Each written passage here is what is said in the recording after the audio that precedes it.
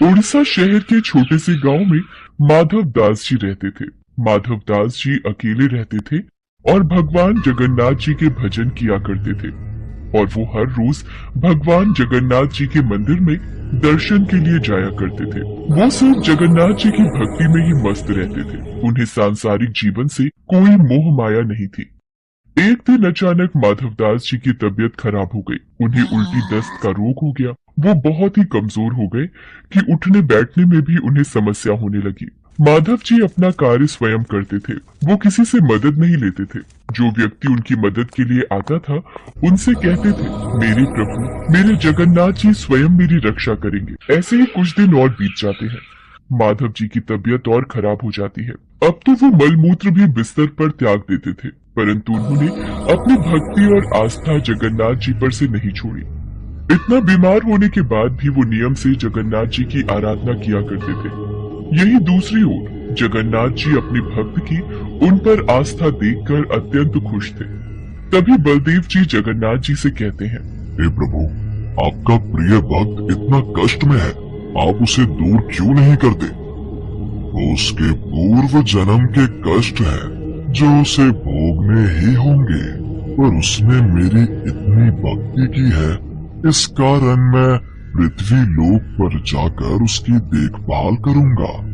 तब स्वयं जगन्नाथ जी सेवक के रूप में माधव जी के पास उनकी सेवा करने के लिए जाते हैं। वो माधव जी की बहुत सेवा करते हैं और उनके गंदे वस्त्र भी भगवान जगन्नाथ जी अपने हाथों से स्वयं साफ किया करते थे और उन्हें स्नान भी कराया करते थे। भगवान जगन्नाथ जी की सेवा से जब माधव दास जी स्वस्थ हुए और उन्हें होश आया, तब भगवान जगन्नाथ जी को उनकी सेवा करते देख वो तुरंत पहचान गए, ये मेरे प्रभु ही हैं। देखो माधव, मुझसे भक्तों का कष्ट सहा नहीं जाता, इसी कारण मैं तुम्हारी सेवा करने के लिए स्वयं आया हूँ।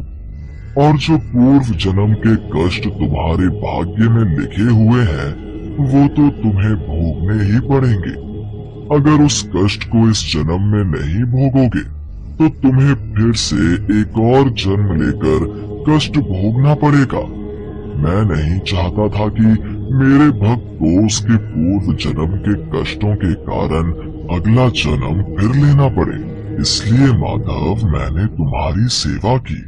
अगर फिर भी तुम कह रहे हो तो मैं अपने भक्त की बात नहीं टाल सकता।